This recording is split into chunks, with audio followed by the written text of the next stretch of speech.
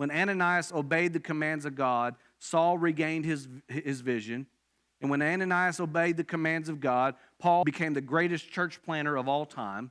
When Ananias obeyed the commands of God, Paul was strengthened and refreshed. When Ananias obeyed the commands of God, souls got saved through the ministry of Paul.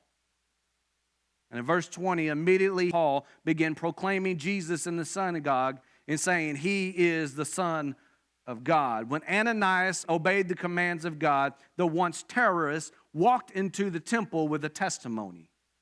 The man that once sought to kill the followers of Christ was now sitting with the followers of Christ.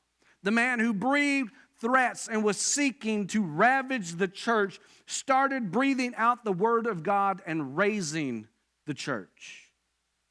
The terrorist had a great testimony.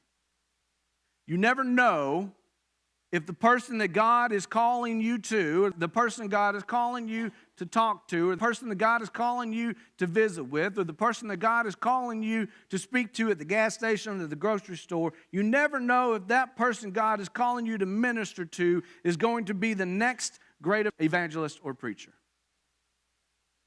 God has a plan to use you and the lives of those around you so that He can then minister to other people through them.